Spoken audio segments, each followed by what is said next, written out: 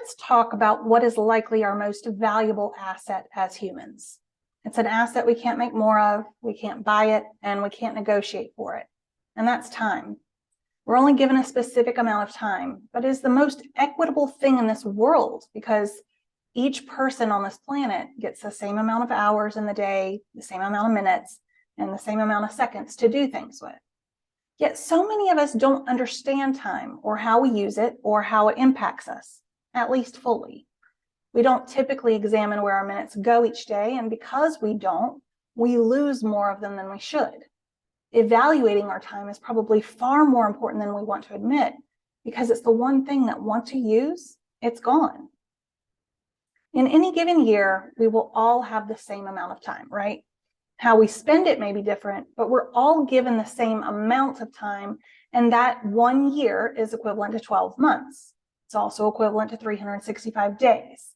It's equivalent to 52 weeks, 8,760 hours, or 525,600 minutes, and 31,536,000 seconds. So time breaks down in different ways. That same amount of time, a bunch of different numbers. And this may seem a little bit stupid or even simple to you, but understanding that we can break time into given portions to fit any need is critical to being able to manage it better. So we can say, hey, this job is going to take me 2 hours, or I'm going on vacation for 1 week. And what we're doing is essentially blocking off chunks of time in accordance with those schedules.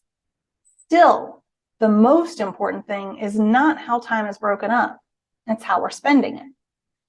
Now, we typically spend time in one of 3 categories: functional, or things that are necessary; invested, which covers stuff that matters and things that are important, or things that are future focused.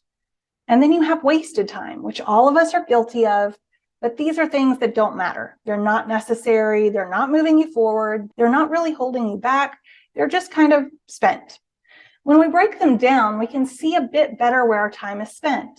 In functional time, we have stuff like commuting to your job, or dropping off the kids at school, chores, cooking, or eating. These are all things that we have to do in most cases. Invested time is a little bit different. Invested times are things that matter now, and while we should also consider those necessary, oftentimes we don't, which is why they have their own separate bucket. But in this category are things like personal growth, self-care, relationships, and goals. Finally, wasted time, something like a nap, could be social media, or could be just binge watching TV. These are things that don't really matter or move us forward, and a lot of time we get stuck in this time suck that keeps us there without giving us any return. It's important to realize too, as we look through all of these categories of time, is that they all are different. And what is included in that bucket can be different for different people. So for example, I may consider a nap wasted time, but for someone else, it might be self-care. So that's the thing I want you to come away with here, is that there are these guidelines. These are buckets for you to put categories in, but how you actually categorize your time is completely up to you. Now let's look at how we spend time based on those same categories. So functional time, that's stuff which is necessary. Under that, we have work. And under work, we may have work hours, we may have commuting, we have meetings, and other things that are related to that.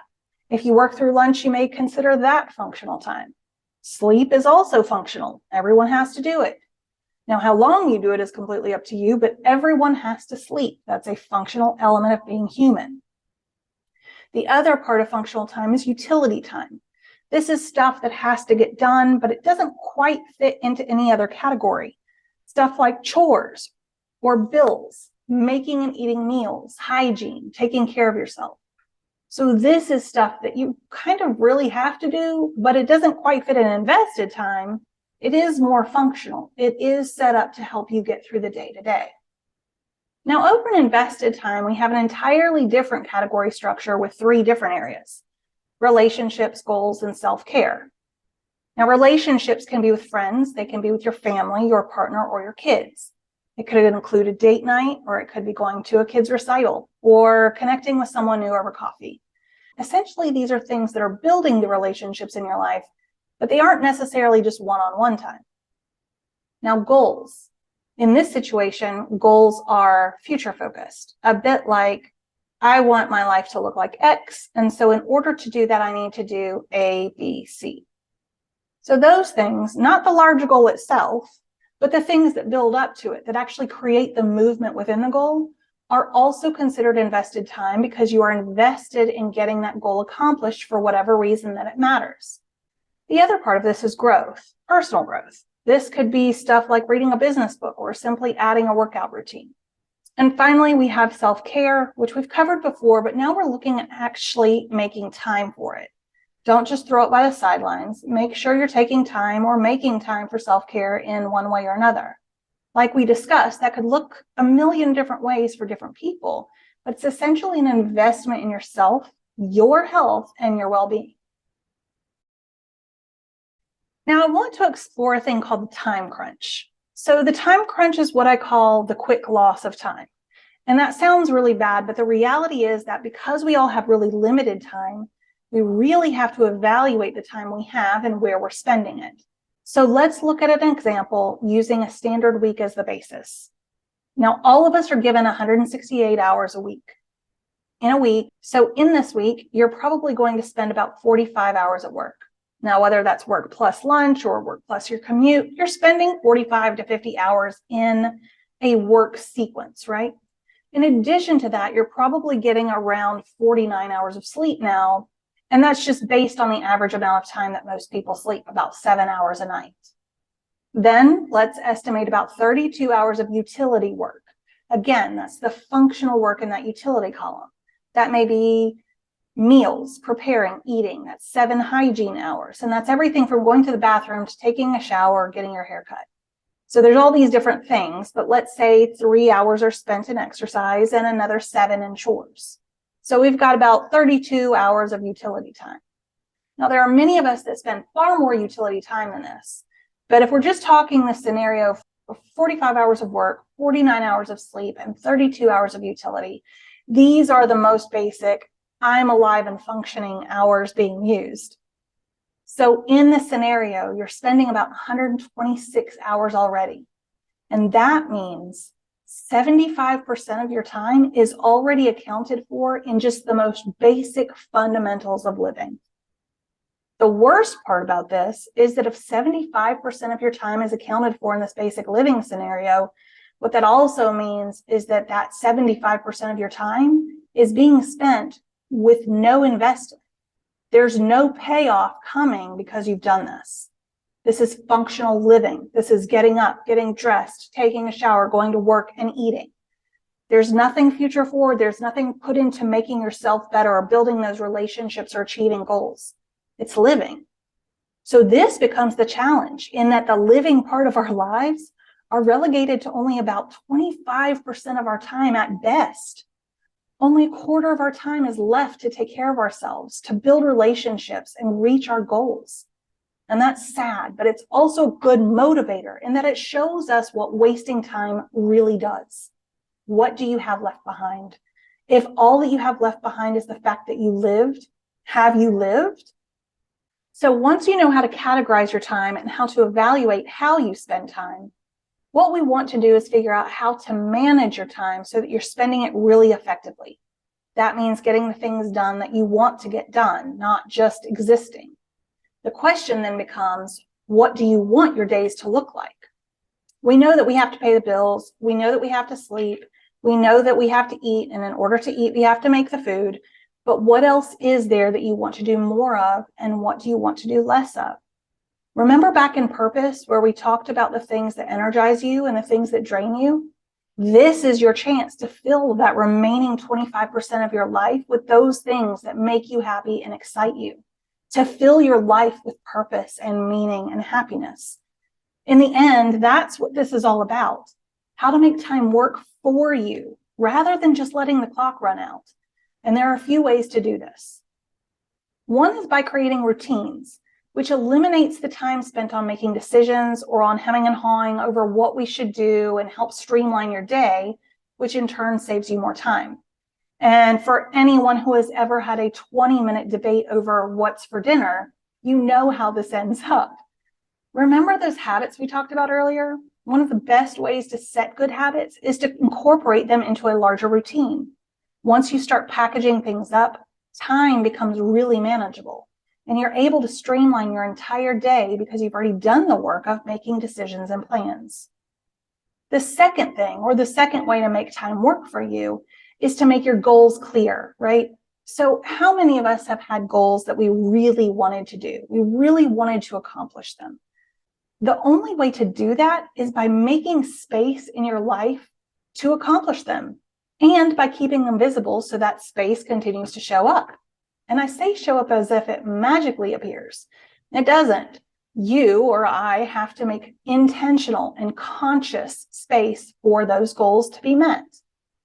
The third way to make time for you is an actual tool that I love to use because it gives you a very clear idea of the gaps of time that you have and where they're spent, and it's called time blocking. So we've already prepared for time blocking up to this stage. We know how much time we're spending in different areas. We've evaluated how much time we spend sleeping and when we eat and all of that kind of stuff. So time blocking is a process that allows you to see that visually. You have an example of it here, and it shows a calendar and blocks of time that are already indicated. Now, the real way that this works out in real life is you're going to have to time block your day for each day, and you're going to block functional time first, then invested time. And you're going to say, all right, well, every day I have to be at work at 10 and I go until 6. Perfect. Except on Fridays, only work until 2. So those are going to be blocked off as work. But you also have the commute prior to that. And your commute is about 30 minutes with traffic and getting in the car and all that kind of stuff. So we're just going to block an hour for commute. That may be a little extra time, more than you need, but it is blocked out. So it's not really usable for much else in terms of blocking it for something else. Okay, we've got chores and bills on Saturday. That's when I do the grocery shopping. That's when I pay the bills, clean the house, etc. But Sunday, you get to sleep in. I get to sleep in a few hours, so I'm going to sleep until 9, and then I have some DIY projects I've made space for, so this has become more functional. Then I've got date night, got lunch with the kids, brunch with mom. So this is how we time block. With this setup, when I go, okay, I need to make room for goal setting, let's say I'm going to go back and work on my master's. Okay, I've got schoolwork that I've got to do. Well, going for your master's is a big goal. This will be invested time, and so that invested time has to go somewhere. I need about 2 hours every week that I can really just focus, whether it's going to the library or an office, wherever it is. This is time that I've dedicated just to say that this is study time. This is not going to be answering questions or helping someone find a shirt. This is not going to be, hey, can you run a quick errand for me? No, this is time that is blocked off as mine. This is my investment into myself and into my future. Well, there's only a few places that I could put 2 hours if I'm looking at this type of calendar, and that's Sunday morning after I wake up or Friday before date night. By using this time blocking mechanism, it's a way for us to very easily dedicate time to the things that are important. Without it, how would you get things done? Most of the time you wouldn't. You'd end up flying by the seat of your pants. You'd end up not having studied at all this week. The test is Tuesday, so you stay up late and say, okay, I'll just study tonight. Okay, well, the ramifications of that are that you then interrupt your sleep schedule, so you're tired the next day. So you skip the workout and you go into work. A domino effect that happens when we have neglected the things that we need to or want to do and start living reactively rather than proactively. So hopefully this gives you a little bit of time to start really working on your time map and really start blocking off time that you need not only just to survive, but also to thrive within this life you've been given. That's the whole point of all of this, is to really capitalize on the time that we do have. And to do that, we need to figure out how to harness time. So there are 3 tips that you can use as you're going through day to day. This will help you really understand and manage time and do things a little bit differently with these small changes that can really have big impacts on how much time you have to do the things you want and need to do. So the first tip is to make a plan, right? Sounds simple. Now, it may not be in your DNA to do this, but make a list so that when you wake up in the morning and you have that time to get to work, or you have time dedicated, you know exactly what you're doing. Again, we're going back to that routine thing, the not thinking thing. Do all the thinking while you're focused at one point, and then create patterns and processes so you don't have to think about it again. The next thing you're going to do is watch time. If you've created estimates for your time, like you did with time blocking, then you need to keep track of how long it actually takes. This will help you plan in the future and evaluate your past a little bit better the more you get used to how long things actually take. And finally, tip number 3. This is actually a process idea. It's very popular in time management and goal setting, but it's called Eat the Frog. If you haven't heard of this, the concept is that if you have to eat a frog, the best time to do it is at the beginning of the day. And then you could eat it and get it over with, right? If you really have to do something that you really don't want to do, or something that's going to be big or take a long amount of time, or that you could really procrastinate on, get it over with. Don't have it hanging over you for the rest of the day. Take your biggest must-do item and get it done. So now that we have learned more about time, how to understand it, how to schedule it, how to really evaluate what we have in order to spend of this resource, it's time for you to take this and manage it. Because in the end, you're not going to get more of it. Every single second matters for who you are going to be tomorrow and who you will be in the future. When we get to talking about legacies and goals and becoming the person you're meant to be, the worst thing that you can do is waste the single resource that you can't get more of. So take the time, understand how you're managing your schedules, how you're managing your day, and how you can harness the power of time to become the best person that you can be.